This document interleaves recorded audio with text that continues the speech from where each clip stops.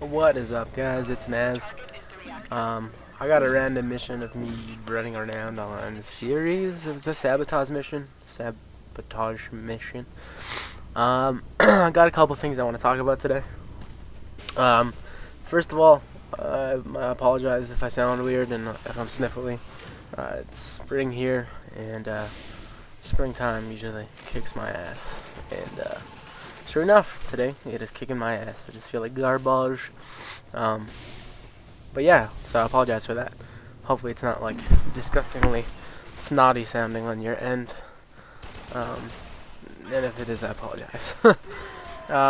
So first things first, I got a couple fellas, and maybe females. I don't know, but sub to my channel lately, and like my videos, and I really appreciate that actually.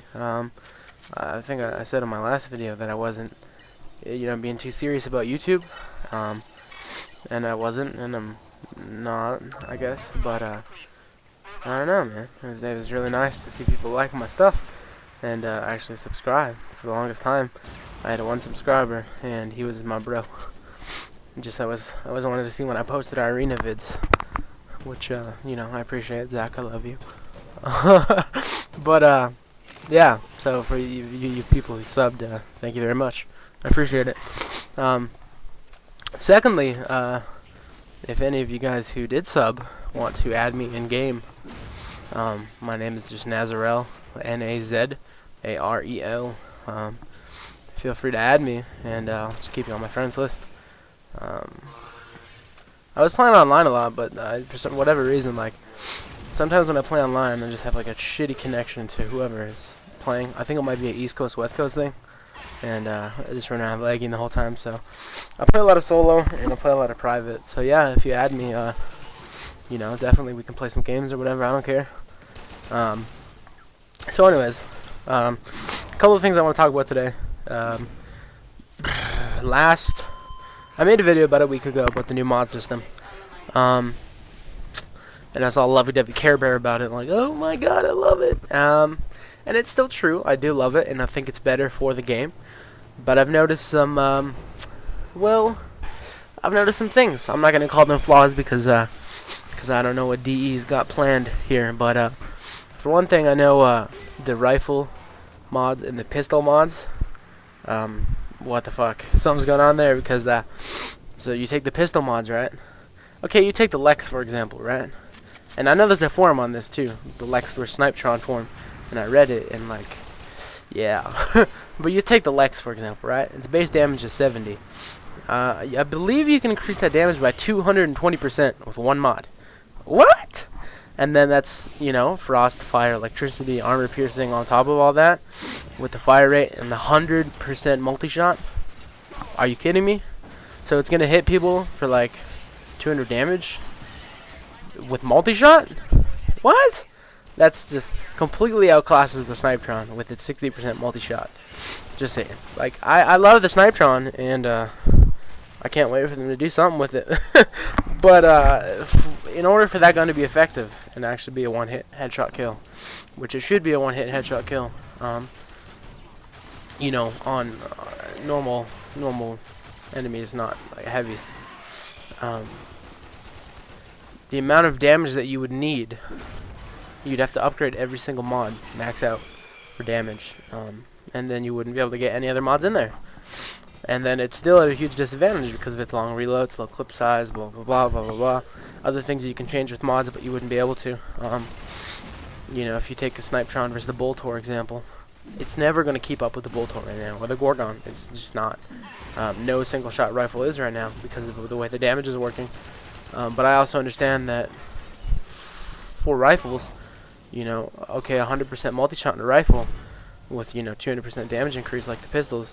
Can you imagine a Boltor with the 100% multi-shot and 200% damage? Or Gorgon? That's just too much. So what I think they should do to counterbalance this, recently they did a patch where your health and shields and power max go up with level, and I think they should do a similar thing for weapons. Have passive increases for the weapons, because obviously the mods is not going to work right. You can't have 100% of something on one, you know, say you have a Ceres mod maxed out. It's going to give you 100% damage on a sniper, on a Snipetron, sorry, but it's only going to be 50 on the Boltor. Then when you're trying to upgrade them and trying to remember what, you know, what it is for what weapon. Oh, what is this on my Boltor? It's 40. What is it on my Gorgon? It's 30. You're trying to remember that. Would be a little chaotic, I think.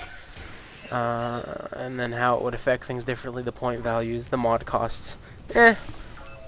So I think they should do passive upgrades, and, you know, maybe by the time you have your Snipetron level 30, it'll hit 60% harder. Whatever.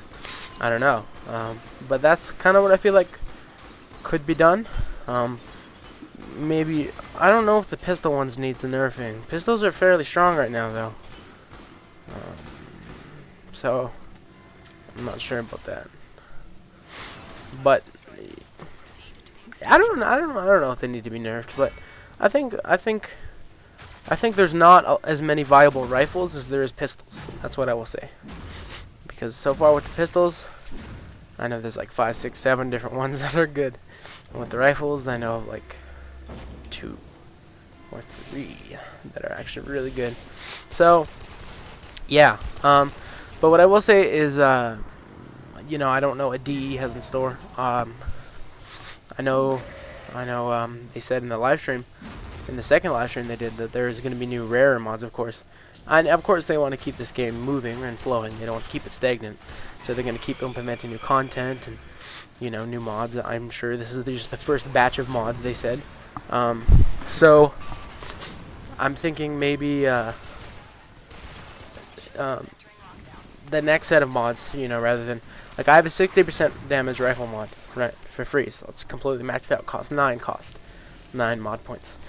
Maybe in the future there'll be one that starts at 40%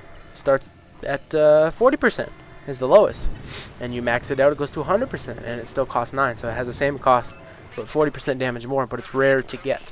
Maybe the second batch of mods is just going to be, you know, increased for the cost, right?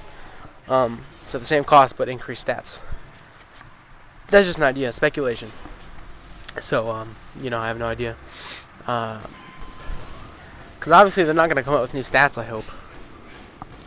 Like, other than the reload speeds, the clip capacities, the fire, frost, elemental kinds of damages. Like, what other stats can you really come out with, right? So I don't think they're going to come out with new stats.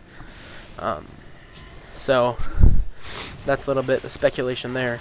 And then the other thing, too, is, like, when I get into a game, I really get into a game. Like, I read the lore, I'm reading forums, you know, I'm looking at the environments, the models, and how, you know, the weapon systems work, and you know, how they balance their game, the cash shops, and, you know, there's a lot of things that can make or break a game.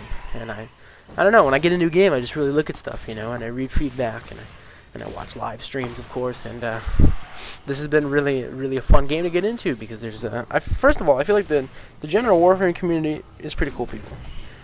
Now, as with any game, there's always a couple dicks, and that's just how it is. But honestly, I've run into a lot more nice people than I have people who are rude. So that's cool. It's been a really fun game to get into, and I'm loving it. I think on Friday I might buy a founder's package. Yeah, just to say, hey, I'm a founder. Show them some support. I would have bought one already. I spent $20 on Platinum, but the way the game cards work here, you buy a $20 game card, Canadian, because I'm from Canada, and it comes to like 21 something. So to get that, you'd actually have to buy 2 $20 game cards. So yeah, I don't know, but apparently there's a bit of rollover with these ultimate points or whatever. It's kind of a weird system, but apparently to buy another $20, I could use the extra little bit from last time to get a founder's pack. So not that you needed to know that, but watching the second live stream with DE and all the devs who work on this game and do such a good job, and yes, I'm totally a suck up fanboy. That's fine, but honestly, they were the most in sync group of devs I've ever seen. I was before the live stream in Update 7. I was reading forums. Hey, that's a good idea. Oh, dude, that's a good idea. Like, oh, that would be awesome if they did that. And I watched the live stream, and they were already working on everything anyone in the community had said that was like a good idea. Not those idiots that are like, get PvP, because that's a bad idea. In my opinion, that's just a bad idea. And it's not what Warframe is either, and they've said that too.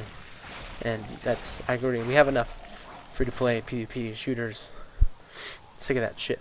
Warframe is it's all about PvE. But I know they're working on an endgame that's very exciting. There's a lot of good stuff coming. But yeah, they were definitely one of the most in sync group of devs I've ever seen. Like they shared, you know, the same vision the community did for the game, which is really nice to see. I'm impressed on a lot of levels with this game. That's all I can really say about it. So yeah, shout out to them. They did awesome.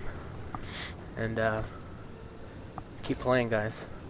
Even if it gets a little boring and there's no end game, you should just keep playing.